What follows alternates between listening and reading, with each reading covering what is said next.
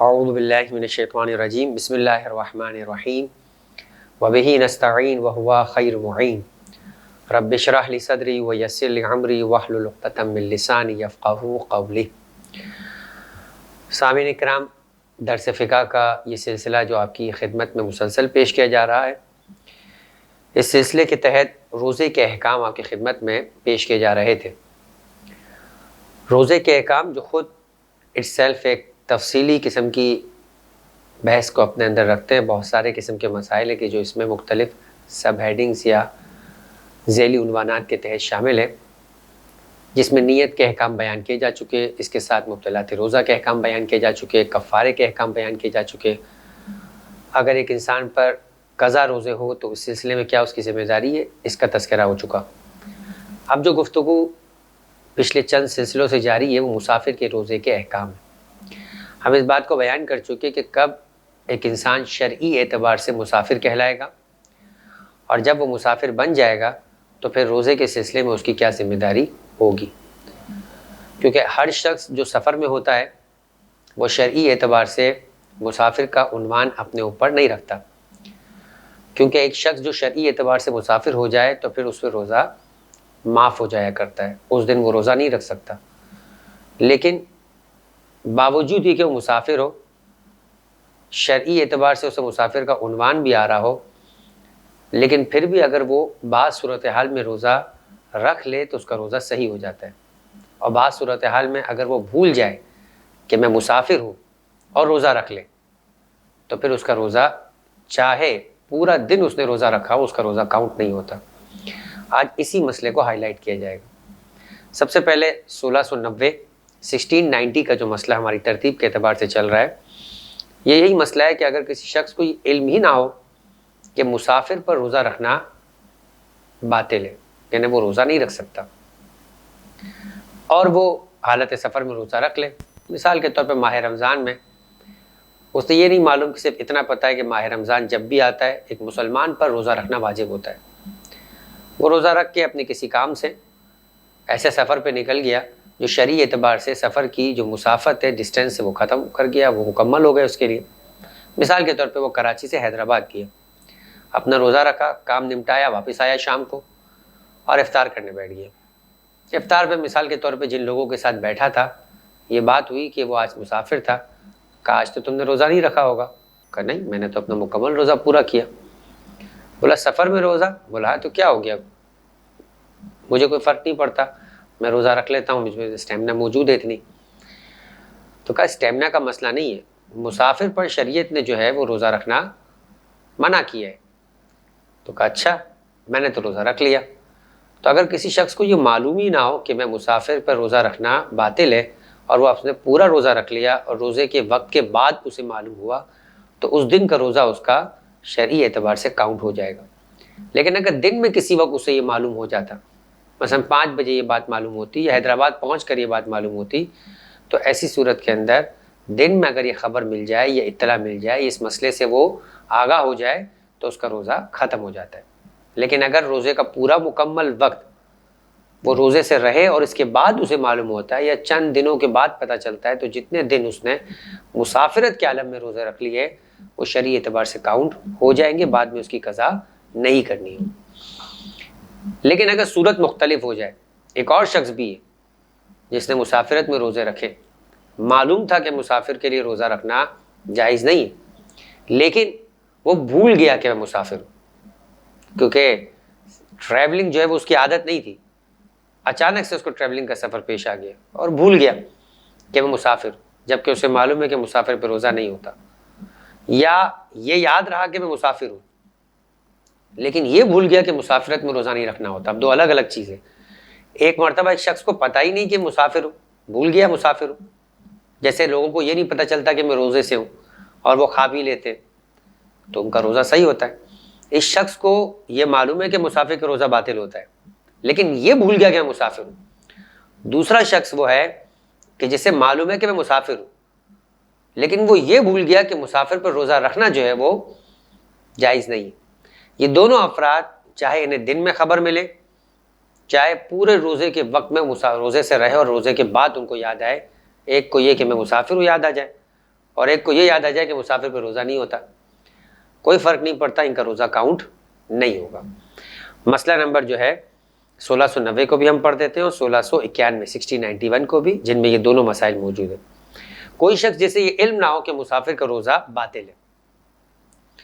اگر سفر میں روزہ رکھ لے، یعنی معلوم ہے کہ مسافر ہوں، یہ نہیں پتا کہ مسافر پہ روزہ نہیں ہوتا، اور دن ہی دن میں اسے حکم مسئلے کا حکم معلوم ہو جائے کہ مسافر کے لیے روزہ نہیں ہوتا، تو اس کا روزہ باطل ہے۔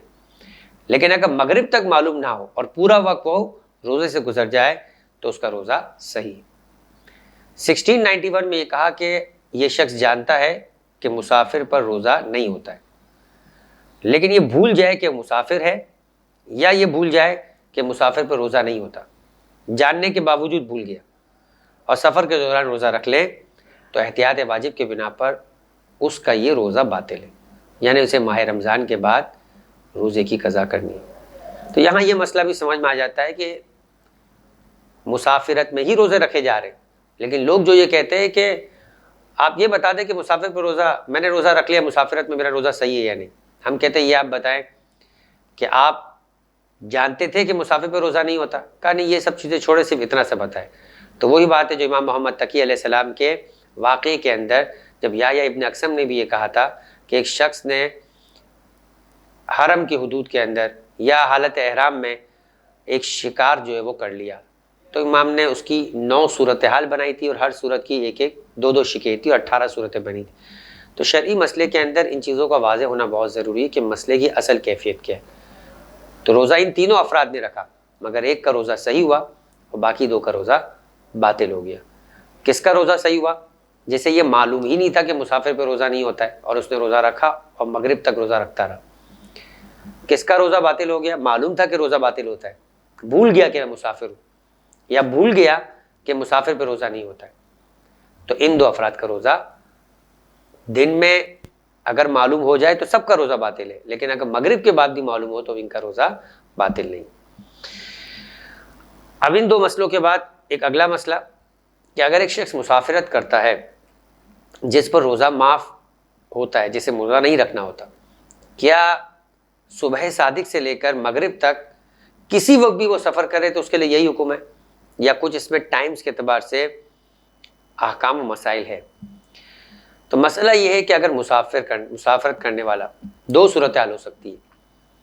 اپنے شہر سے سفر شروع کر رہا ہے اور یہ سفر جو اس کا ہے وہ ظہر سے پہلے شروع ہو رہا ہے، اور وہ حد ترخص کو یعنی اپنے شہر کو بلکہ ظہر سے پہلے چھوڑ دے گا، تو ایسی صورت میں اس کا روزہ نہیں ہے۔ مثال کے طور پہ ایک شخص ظہر کا وقت 12:40 پر ہے، سفر وہ اس طرح سے شروع کر رہا ہے کہ 12:40 سے پہلے وہ اپنے شہر کو چھوڑ دے گا،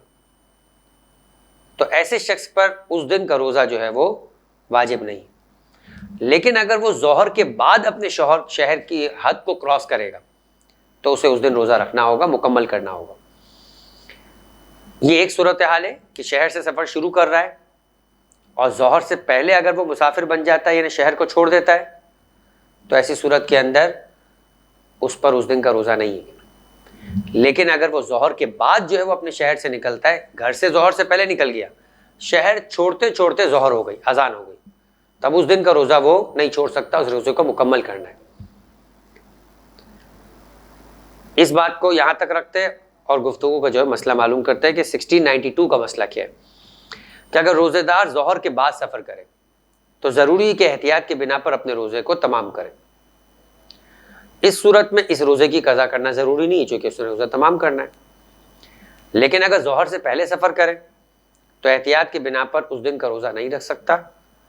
خصوصاً جب رات ہی سے اس کے ارادے کا سفر ہو۔ اگرچہ کہ رات کا ارادہ نہ بھی ہو، صبح 10 بجے بھی ارادہ بنائے تو بھی اس کا روزہ اس دن کا نہیں ہوگا اور بعد میں اس کی قضا کرنی، لیکن خاص طور پہ کہہ رہے کہ اگر رات سے اس کا ارادہ ہے تو پھر تو قطعاً جو ہے وہ اس کا روزہ نہیں ہو سکتا۔ لیکن اب یہاں پر ایک اس مسئلے کو مکمل کرنے کے بعد ایک اہم چیز کا تذکرہ ہو رہا ہے جس کا پہلے بھی بات کی جا چکی ہے، وہ یہ کہ ہر صورت میں چاہے ظہر سے پہلے سفر کر رہا ہے چاہے ظہر کے بعد، ہر صورت میں جب حد ترخص تک وہ پہنچ جائے گا اس سے پہلے اسے کوئی بھی مبتلات روزہ انجام دینے کی اجازت نہیں. حد ترخص کیا ہے اس کا تذکرہ کیا تھا کہ شہر جہاں ختم ہوتا ہے اس کے بعد اتنا دور چلے جائے کہ شہر کی حد کے اوپر، بارڈر کے اوپر کھڑا ہوا فرد نظر نہیں آئے یا وہاں کی آوازیں سنائی نہ دے. طریقہ کار کیا ہے؟ پیچھے جب پلٹ کے دیکھے تو شہر کی حد کے اوپر اسے کچھ نظر نہ آ رہا ہو، اتنا دور وہ جا چکا ہو. دوری کی وجہ سے وہ چیز جو شہر کی بارڈر پر موجود ہے وہ نظر نہ آ رہی ہو. اتنی دور کے بعد حد ترخص ختم ہو جاتا ہے. یہ جو شہر کی حد سے لے کر اس ڈسٹینس تک کہ جہاں تک پیچھے کچھ نظر آ رہا ہے یہ حد ترخص ہے. جیسے ہی وہ حد ترخص تک پہنچا اب اس پر مسافر کے احکام ہو جائیں گے. مسافر وہ اسی وقت بن چکا تھا جب اس نے شہر کی حد چھوڑی، لیکن احکام مسافر کے اس وقت اس کے اوپر لاگو ہوں گے جب وہ حد ترخص تک پہنچ جائے. تو حد ترخص اور شہر کی حد کے درمیان اسے کچھ کھانا پینا نہیں. لہٰذا اگر وہ صبح نکلا ہی 11 بجے اور وہ حد ترخص تک پہنچے گا مثلا 12 بجے، تو صبح 12 بجے تک اس کو روزے سے رہنا ہے. اگر اس درمیان میں اس نے کوئی بھی مبتلات روزہ کا کام جان بوجھ کے کر دیا تو اسے کفارہ بھی دینا ہوگا. یعنی شریعت کی نگاہ میں ابھی بھی روزے دار ہے. روزے کا عنوان اس پر سے اس وقت ساقط ہوگا کہ جس وقت وہ حد ترخص سے آگے نکلے گا. تو حد ترخص سے پہلے نہ میں نے آپ سے کہا تھا کہ اس کی نماز قصر ہوگی نہ اس کا روزہ ختم ہوگا. مسئلہ نمبر 1692 کی آخری لائن کہ لیکن ہر صورت میں حد ترخص تک پہنچنے سے پہلے کوئی ایسا کام نہیں کرنا چاہیے جو روزے کو باطل کرتا ہو، ورنہ اس پر کفارہ واجب ہوگا. اسی کے ساتھ ہم اپنی گفتگو کو آج کی حد تک مکمل کرتے ہیں اور انشاءاللہ اگلی گفتگو کے اندر مسافرت کے بارے میں کچھ اور اہم مسائل کو آپ کی خدمت میں عرض کیا جائے گا. وما علینا الا البلاغ.